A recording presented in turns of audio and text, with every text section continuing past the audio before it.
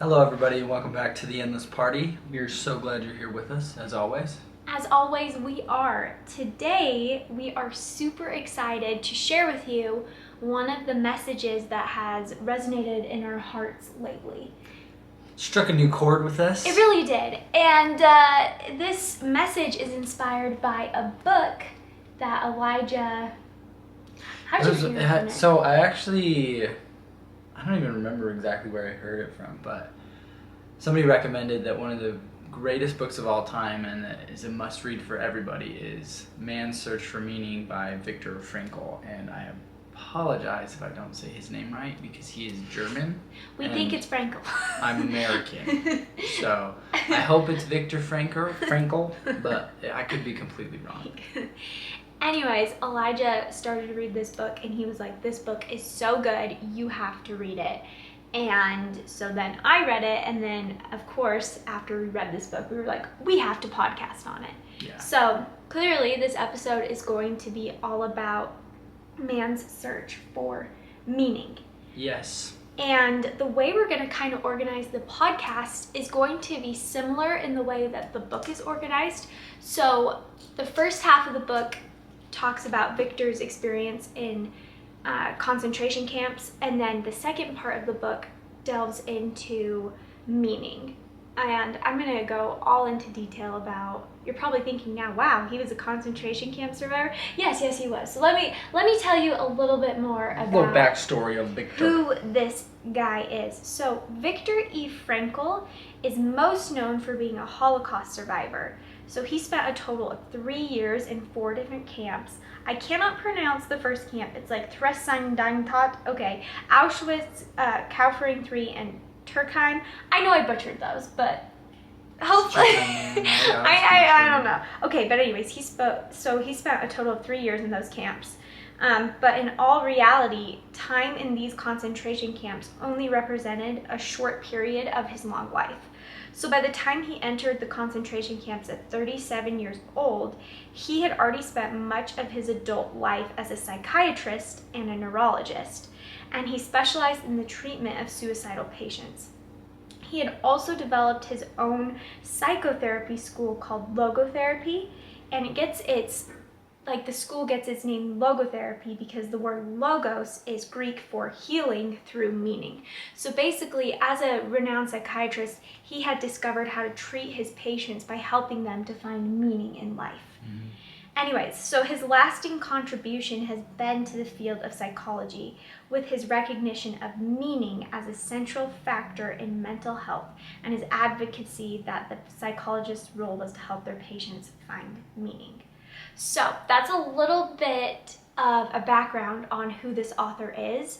So now we're going to kind of go into his book. So first, like I said, we're going to share, our first part is going to be all about the concentration camp and his experiences there and what we learned from that. And then our second part is going to be entitled Finding Meaning and Understanding Suffering, which is the second half of his book. Yep. So why don't you jump into the concentration camp? Cool. So I think most of us are familiar with all the trauma and horrors that come from the Nazi concentration camps. And if you're not, well, that's really surprising. It would be. Literally the most horrific things that you could imagine occurred at these camps. And Mr. Frankl experienced every single one of them. If not firsthand, he saw friends and those that he cared about experience them. Something very, very tragic and very difficult to even handle, not only on a physical level, but also a psychological level. But it's just pretty profound how he portrays it in his book, that the book in a lot of senses is haunting because of the horrors that he delivers in them. And for example, he talks about death and how it becomes very, very commonplace in these camps, that so common that you would watch one of your friends or colleagues pass away and then you would immediately take his shoes or his coat because your survival was necessary. And so you would do anything it took to survive.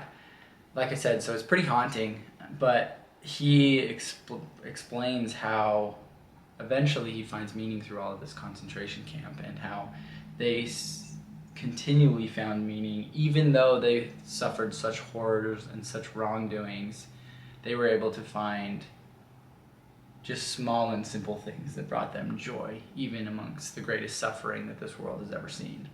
Yeah, I think what's amazing about how he retells his experiences is he doesn't come across as like a victim. No, not at all. He more tells it as he was just like, I guess, a figure in this story. Mm-hmm. He doesn't come across as a victim, and he shares some really interesting details that like I've never picked up from other books that I've read about the Holocaust. Yeah. And one of these details is in the midst of suffering, these men are tired and hungry and suffering from, so much cruelty that I don't even know how their brains like could find any sense of happiness or beauty.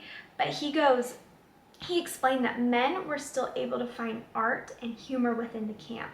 And he describes that it was fleeting, but there was one point where there was this gorgeous sunset outside. Yep. And one of the men comes into the barracks and he was like, "Hey, everyone needs to come outside. Come look at this."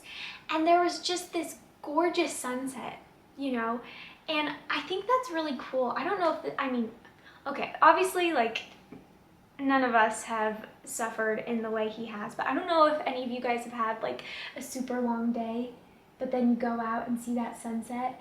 And to me, it's kind of a reminder that God is there, and it kind of helps to remind you that beauty does still exist in this world, no matter what experience you're going through. But I just think the fact that they were able to recognize that in such dire and horrific circumstances is just amazing. Yeah, I would agree. Another aspect that he talked about was jokes and humor. They would make jokes. They found humor amongst all of this horror, right? And I think it's pretty profound. And like Meg said, none of us have experienced something as severe as the concentration camps. But I can even look back to times as a college athlete, and in no way am I comparing this to what he experienced. No. But not even just a college athlete, just an athlete in general, the greatest workouts that I ever had were also some of the most grueling workouts I ever had. But it was because my friends, my brother, or my teammates all made it a joke. Like we had an experience that was just fun, and we suffered together and we laughed together about it. And I think that's what's so meaningful about it, is you're able to find that humor amongst the suffering. And we actually just read another book. It's called Sea Stories. Oh yeah. By what's his name? McRaven. Admiral McRaven. I don't remember McRaven. his first name. He's now a former Navy SEAL, or I should say retired. He's not a former Navy SEAL. He's still. He talked about SEAL training, and I don't know if you're familiar with this, but Navy SEAL training is probably the worst physical training that you can experience, especially because you go through something called Hell Week, and it's literally 7 days of just hell. Like, that's what it is. But his experience, one experience in particular, he talks about, he was in this freezing, muddy, murky water up to his neck, and they just had to tread water for hours, and it was cold. And the advisors, they're the ones that are trying to get you to quit, but they don't want you to. They just have to go through that so they make men out of you, right? You're trying to make Navy SEALs. So they're like, as soon as somebody quits, you guys are done. And they actually all link arms together and they start singing a song. And then their advisors start yelling at them and saying, like, stop singing, or we'll make you stay in longer. And then they just start singing louder. And they got through it because they found the humor, they found the light, they found that, sunset at the end of the day. And I think that's pretty cool and pretty meaningful to me, as well as each and every one of us. Like, you can always find the silver lining. You can always find the sunset at the end of the day. Yeah, I think that's beautiful. There is another experience that I thought was just so cool. So, a lot of times when we hear the stories of concentration camps, we think a lot about the SS guards, the actual German soldiers. And we hear that they were absolutely brutal. And while in most cases this is absolutely true, what was cool is Frankl talked a lot about how, like, it wasn't just the guards who were, like, I don't know how to explain this. So like so in the camp there were obviously like the prisoners, and a lot of times prisoners were, you know, assigned to be like leaders over other prisoners, and a lot of times it was like their own people leading, like prisoners leading prisoners who gave the prisoners the most hard time, as well as the guards. Does that make sense? Can you explain that better? In essence, not all guards were bad guys. Yeah, okay, and yes. not all prisoners were good guys. Yeah, okay, that was perfect. Oh my god. Okay, anyways, so I bring this up because there was a day where a prison guard gave Frankl an extra piece of bread. And this happened a couple of times. And he said that it wasn't the bread that like filled his soul. It was that little moment of human kindness that filled his being, just that remembrance that, you know, there is kindness within human beings. And I thought that was really cool too. I think that that one prison guard is a hero because I'm sure he was legally bound to be doing what he was doing. And also I think it's cool too that, like, even though Frankl was absolutely starving, what his soul most longed for was kindness. Mm-hmm. And I think that's important for us to remember too, like just the importance of treating people well. Yeah. There's actually a brief story I want to share. So this happened years and years ago, but a little boy was brought into a hospital. His family tragically died in a four-car pileup, and his parents died immediately, and so did his little sister. But he had a very little chance of survival. So when they got to the hospital, he gets admitted to this ward, and everybody in there is obviously in immense pain, as most hospitals have patients that are in immense pain. The doctors advised everybody at the ward that this little boy had one chance to survive, and that only was based on if he was left in complete darkness and complete silence. And every single one of the men in agony immediately stopped crying out in pain. So they did everything that they could to not cry out in pain. Even though that they were suffering, they bit their lips, they, you know, screamed into their pillow, whatever it was, to make sure that this little boy had absolute silence, because to them, they were giving him his only chance to live, right? And what was pretty cool is this little excerpt, I started to realize and kind of gather this understanding that human kindness often comes when chaos and crisis strike. And I'm not saying that's necessary for human kindness at all. But just to relate back to the concentration camp, this small gesture of giving a little bit of extra bread, it was like Mr. Frankl said, it wasn't the bread that actually like filled his soul. It was the fact that somebody noticed that he was suffering, and they did the little bit of help that they could to try to ease some of that suffering. And I think that's incredible, and I think we all could benefit from just a little bit more kindness in this world. I think so too. It was a cool reminder. The last thing I kind of want to talk about is the big question is, how did Frankl end up surviving? And there's a couple things. One, he explains it to be both the hand of God and sheer luck. There are a lot of different circumstances that happened to him or didn't happen to him that allowed him to survive. But I think the biggest reason why he was able to survive 3 years of suffering was that he was able to find meaning through his suffering. Meaning. And we'll explain that, because now we're going to jump into the next part of his book, where he takes his experiences in the concentration camp and uses them solely to describe how meaning and suffering, just how they can, how if you like understand those two things, you can live a full and meaningful life. Yeah. I guess. Yeah. So anyways, so now we're going to share like some of our favorite quotes and findings from his logotherapy. Mm-hmm. So meaning, this is one of the cool things. Meaning is possible in spite of suffering, but you don't necessarily have to suffer to find meaning. Yeah. And this is something we really loved. It's kind of cool because he even says suffering ceases to be suffering the moment you find meaning behind it. Mm-hmm. And I think that was pretty miraculous in that understanding. But back to what Meg was saying is meaning is possible in spite of suffering, but you do not necessarily have to suffer to find meaning.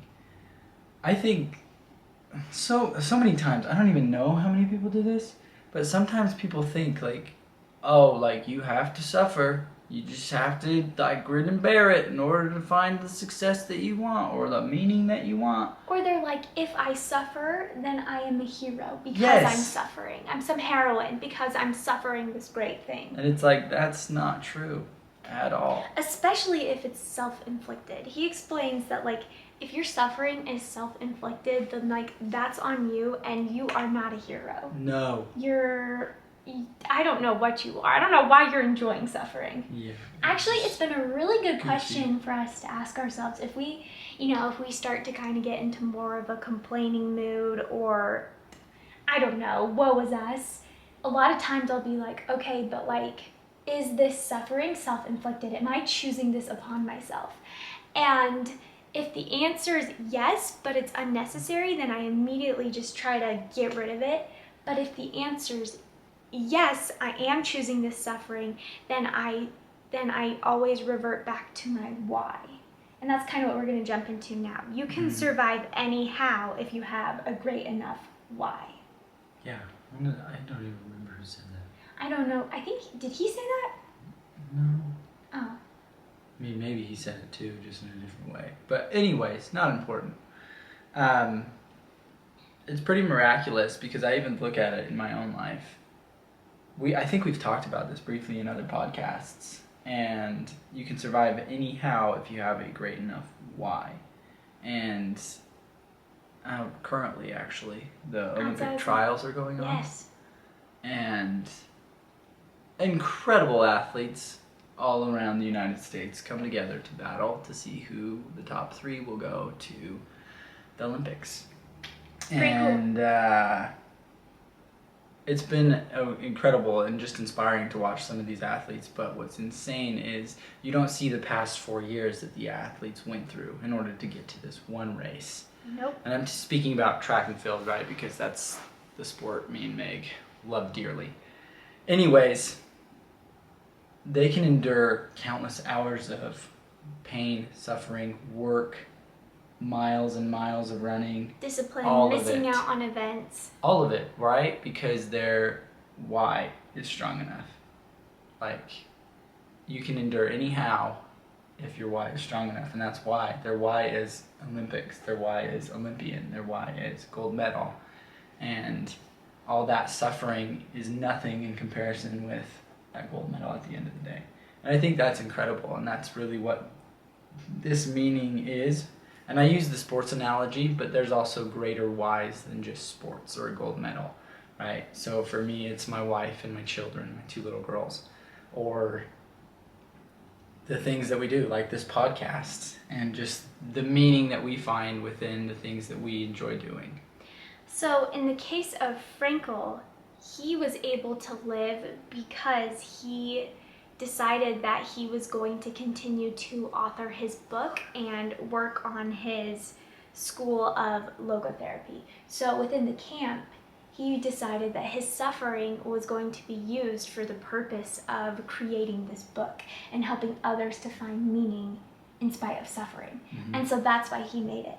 So it was also interesting too, because in the camp, it was obvious when a prisoner was about to give up because they sought out pleasure.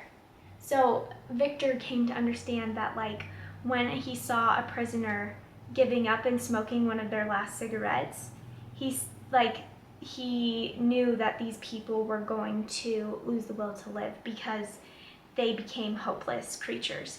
And what happened was they let go of their why, and instead they just sought out little small moments of pleasure to try to escape their suffering. Mm-hmm. And it didn't work. No, never does. And I bring that up too because I think sometimes, like, in life, I think we can be tempted by things that have small moments of pleasure, you know, maybe the pleasure of buying that new car, or the pleasure of going out with friends, or the pleasure of, you know, going out with friends isn't bad, but like, do you know what I'm trying to say? Like, doing small things that make you feel better in the moment, but then like they don't actually help like your situation out at all. Well, we actually just did a podcast on this too, and it's, I like what money can buy, but I love what money can't buy, right? And the reason I bring this up is everything that money can buy is fleeting. Money can buy a lot of things and they're great, and I'm not dissing that at all, but everything that money can't buy is lasting. Mm-hmm. So, for example, the relationship that I have with my wife, I didn't pay for it. I didn't buy it. I didn't purchase it. And that's why it's lasting. And so that's what he's talking about. Like a cigarette, the high that you get from the nicotine is not lasting. It fades away.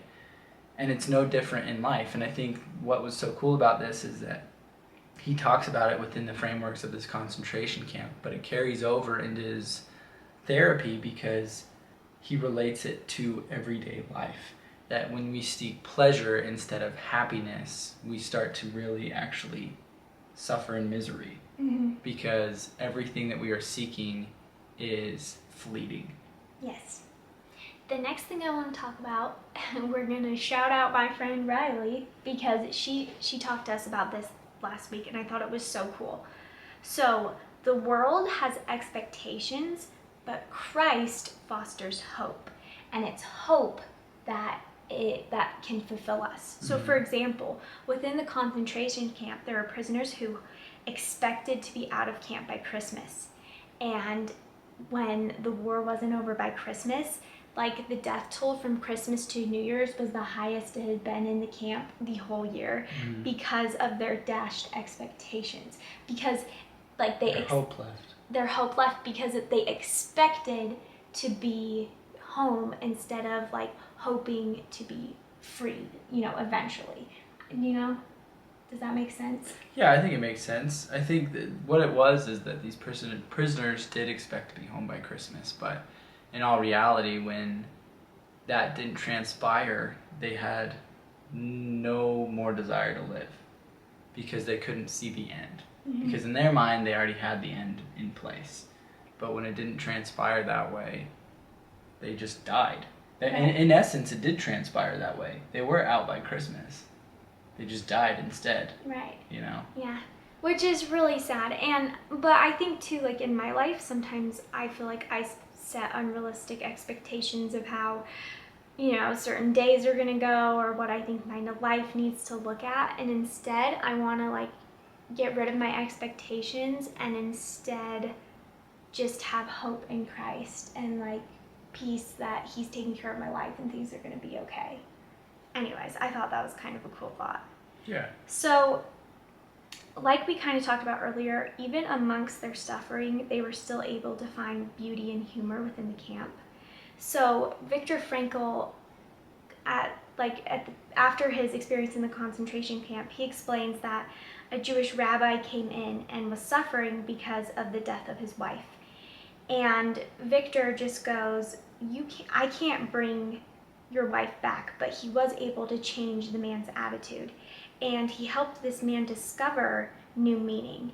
And so for this rabbi who lost his wife, he goes, you know, are you the man that she deserves later? And would you rather have her die and you suffer, or would you rather die and have her suffer, right? And and then, even though this man was like pent up with anger and frustration and suffering that his wife had died, because Viktor gave him a new meaning and a new perspective, he just calmly walked out of the office and had a really good attitude about the death of his wife.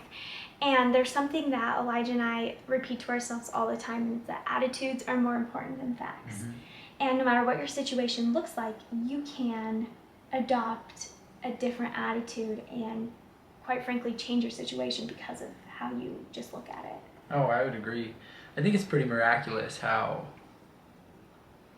so many people can have a completely different perspective. I mean, there's a old saying, and it's a little corny, but it's like, you can either cry in the storm or dance in the rain. Oh, yeah. And really, that's the reality of every situation in life. Like, there's always a silver lining, and you can always find it, but it's up to you to find it. It's our attitudes that determine. There's another quote too, now that I think about it. Our attitude determines our altitude. Another quote we really enjoyed by Mr. Frankl reads, "Thus suffering completely fills the human soul and conscious mind, no matter whether the suffering is great or little. Therefore, the size of human suffering is absolutely relative." We liked this quote because sometimes I think too in our heads we can be like, well, my suffering isn't that bad because someone has it worse. But what's crazy is Viktor Frankl suffered like one of the worst forms of human suffering, but he still expresses that suffering is relative to the human mind and circumstance. And I'm like, that's cool. I agree.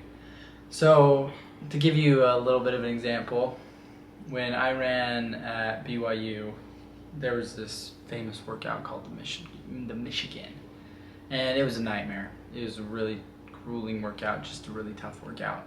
And I remember on one occasion our coach telling us that we're going to do the Michigan, and we were prepping for like a week in advance.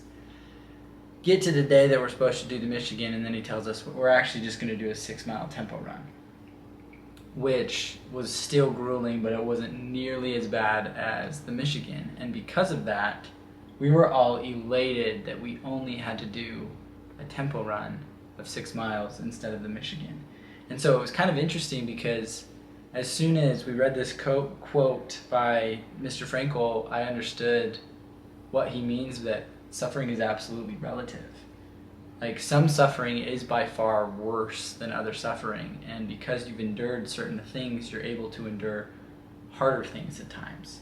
Mm-hmm. You know, it was actually interesting because Meg, after she had these 2 little angels of ours, and she had an emergency C-section and everything that she experienced, she was like, I'm gonna be honest. Life's not that bad. And she's like, life's not that bad.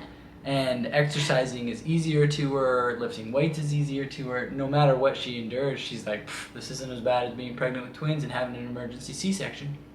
That's true. That's true. Yeah. That's true. That's why suffering is absolutely relative, and it varies from person to person. So, for example, to give you another example, somebody that grew up in my family, there were certain aspects that we would call suffering because there were certain requirements of the boys, just, blue-collar kids, hard manual labor every day. Our dad owned a landscaping business, but also we were required to wrestle, and that entailed running every morning and just different aspects. Then, on the flip side, you take it to a kid who grew up in a rich household, that it was a white-collar family. His suffering is going to be so much different to the suffering that I experienced. Yeah. And so that's why it's absolutely relative depending on the person. And I think, too, because it's relative, I think we can all be a little bit more compassionate about what people are going through. And just because something might not appear to be hard to you doesn't mean it's not hard to somebody else. Right. And we can just respect the fact that everybody in some sense of life is suffering, and so we can just be a little sympathetic. Be nice. Yeah, be a little sympathetic to the sorrows and struggles of others. Yeah.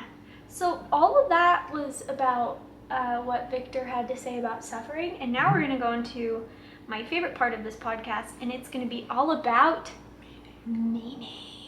What is man's search for meaning? Well, let me tell you.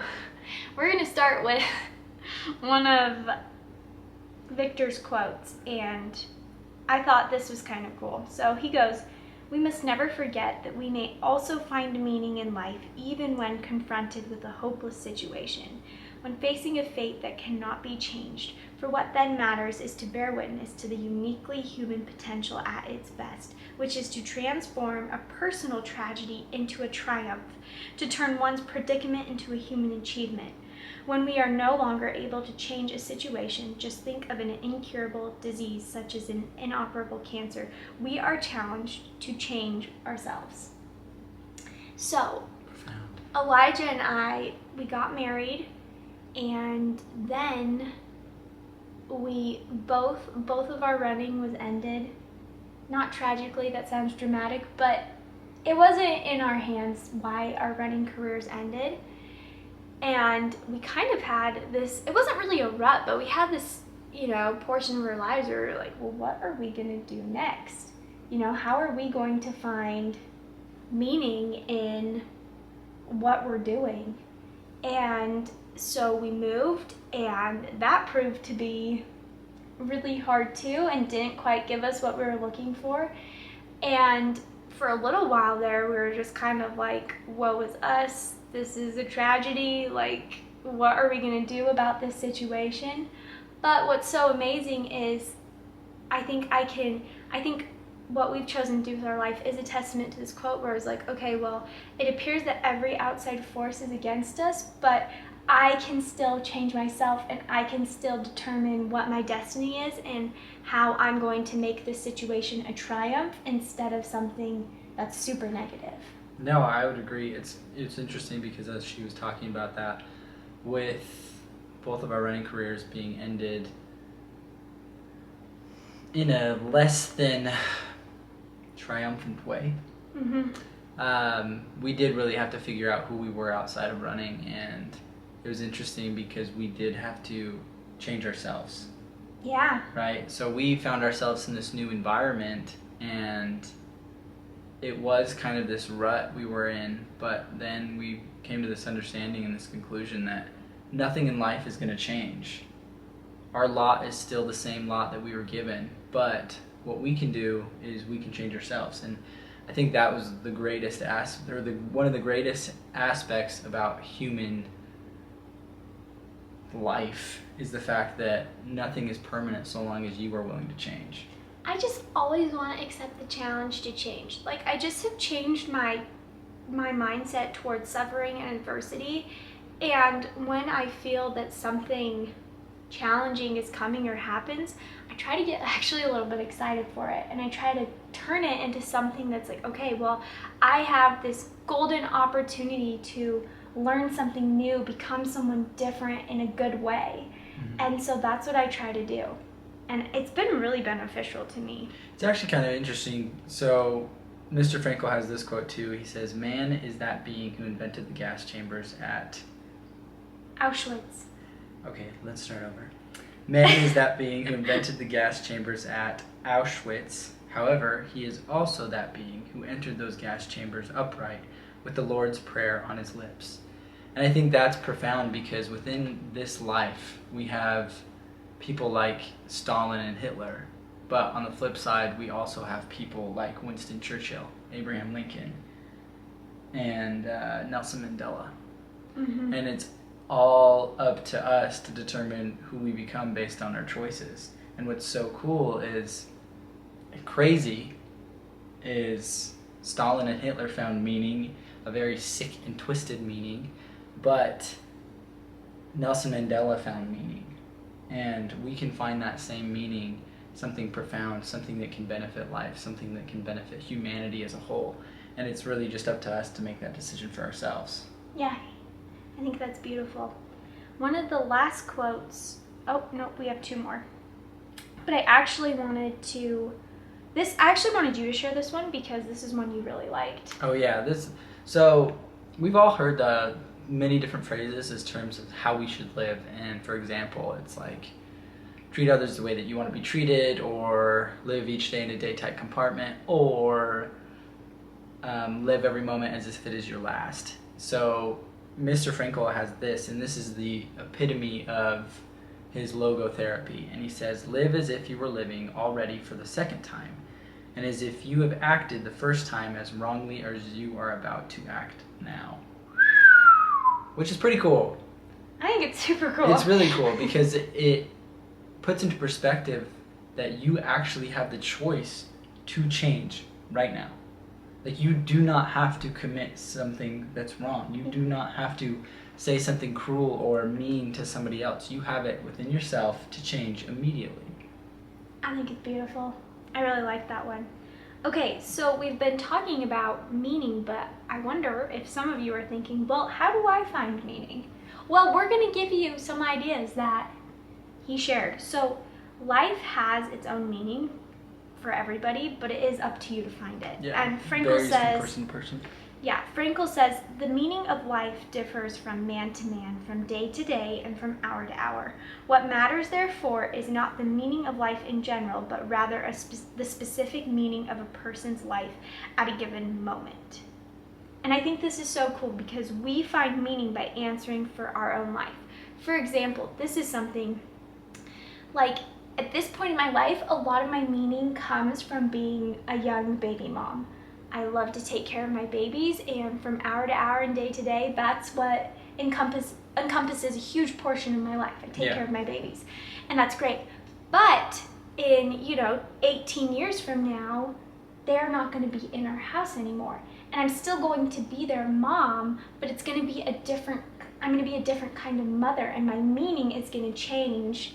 Right. And how I parent our babies because circumstances change. And I think that's really cool because sometimes I think we live in absolutes where it's like this, the whole meaning of my life is this, but we don't recognize that it's okay for the meaning of your life to change in your different circumstances and situations and different eras.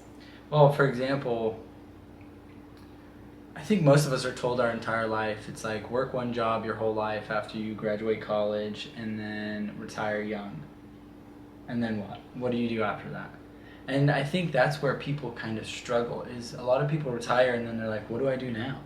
Yeah. And they pick up random hobbies, which is great, and if that's what you want to do, awesome. But it's pretty profound because I was speaking to a guy who's in his 70s, very, very wealthy individual, and I was talking to him about one of our family friends who retired, and he was like, how old is he? And I was like, oh, he's about 60.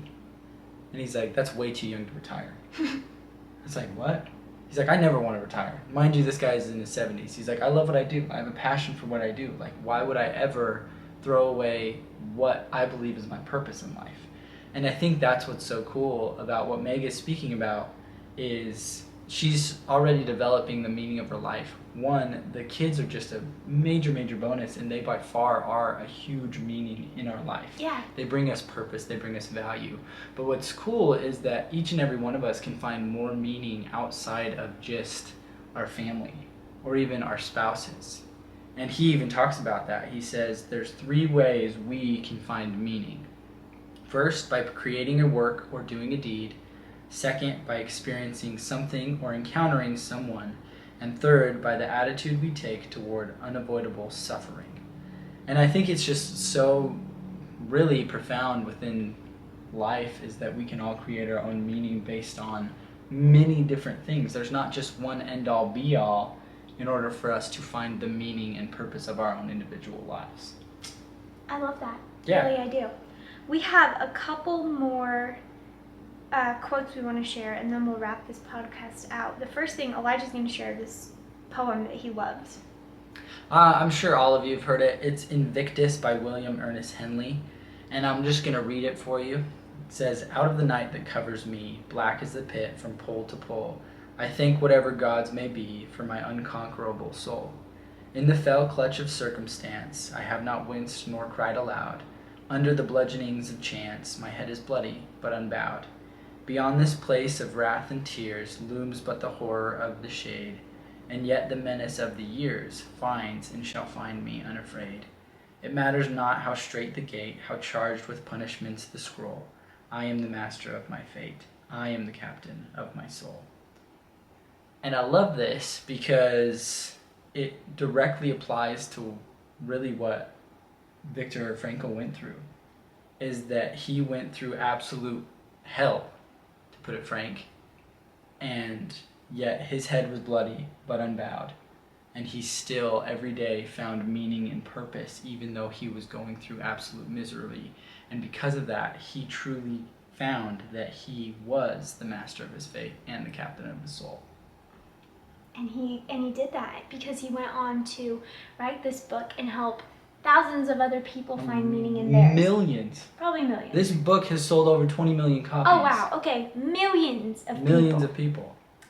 The last thought we wanted to end with is this is something that Elijah repeats to our daughters daily. Every day.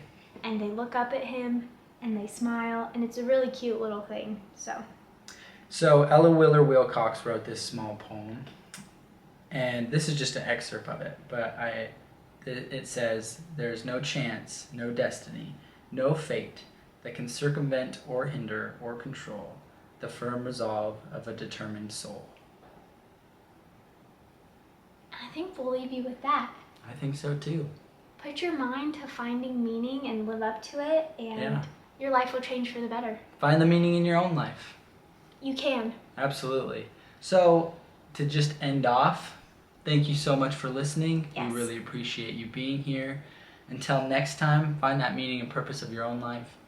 And reach out, ask us questions if you have any. We'd love to answer them. We always would. Absolutely. All right. Peace. Peace.